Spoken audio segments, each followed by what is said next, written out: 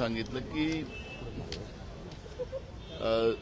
समजा काच जसं एक कुणबी आहे आणि त्याला आपण मराठा, मग तिकडे त्याचे आजोबा पण मराठा असेल तर ती कास्ट बनू शकत नाही. तशा याच्यावर गुन्हा दाखल केला जाईल, हे काल माननीय मुख्यमंत्र्यांनी पण आपल्या भाषणामध्ये विधानसभेत सांगितलेलं आहे.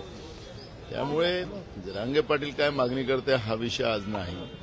मूळ प्रश्न आहे की आरक्षणाच्या प्रश्नामध्ये जी भूमिका काँग्रेसने घेतली, आम्ही पण काल ती विधानसभेत मांडली की जातीनिहाय जनगणना हाच आरक्षणाचा एक पर्याय आहे.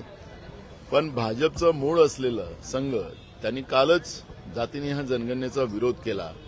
म्हणजे भाजपला खऱ्या अर्थानं हे आरक्षण संपवायचं आहे, या पद्धतीचा वाद महाराष्ट्रामध्ये चिघळवायचा आहे आणि त्याच आधारावर काल मुख्यमंत्र्यांनी तो जो ड्राफ्ट बीजेपीने संघाने तयार करून दिला ते भाषण काल माननीय मुख्यमंत्र्यांनी केलेलं आहे.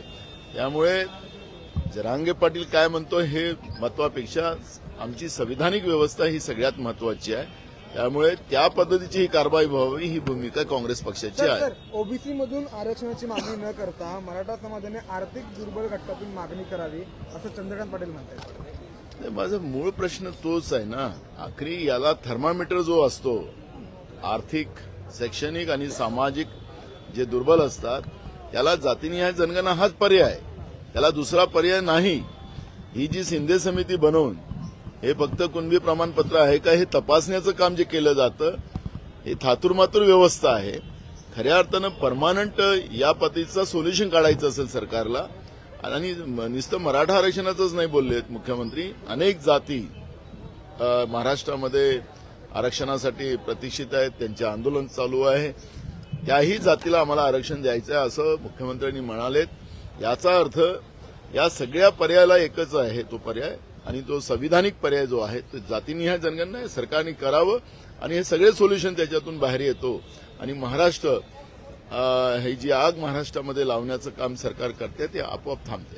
आज दिल्लीवारी आहे. आज मुख्यमंत्री आणि दोन्ही उपमुख्यमंत्री अमित शहांची भेट आहेत. अमित शहाला भेटणार, कांदा विषय असतील, अनेक विषय आहेत. कांदा शेतकऱ्यांचा खराब झाला, इतके दिवस काय करत होते हे लोक? यांचं डबल इंजिनचं सरकार सांगतात आहे. मी अनेक बाजार समितीची, मग लासलगाव बाजार समिती असेल, नाशिक जिल्ह्याच्या अनेक बाजार समित्या असतील, पुणे जिल्ह्यातल्या जिथं कांदा मोठ्या प्रमाणात येतो, मी सगळ्या बाजार समितीची माहिती घेतली. 4-4, 5-5 दिवस शेतकऱ्यांचा कांदा ट्रॅक्टरमध्ये, गाड्यामध्ये भरला राहिला, तो खराब झाला. त्याचं नुकसान भरपाई कोण देणार? हे सरकार शेतकरी विरोधी आहे, भाजप शेतकरी विरोधी आहे, हे स्पष्ट होते आहे. त्याच्यामुळे हा दिखावा, त्याच्यासाठी नाही, काहीतरी दुसरी हाजरी असेल. अजून महाराष्ट्रातून आता डायमंड उद्योग केलं, अजून काही उद्योग पाठवायचं असेल त्याच्याबद्दलचा विचारविमर्श करायला ते चालले असतील असं आम्ही म्हणू.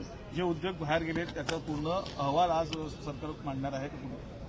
कोणते उद्योग आहेत, कोणते उद्योग बाहेर गेले? कशाला महाराष्ट्राच्या जनतेच्या जखमेवर मीठ चोळायला सरकार निघालेलं असेल? तुमचं पाप आहे, तुमचं पाप तुम्ही करताय हे जनता समजत आहे.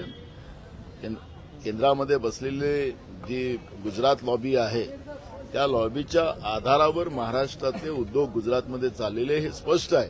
त्यामुळे ही नौटंकी सरकारने करू नये.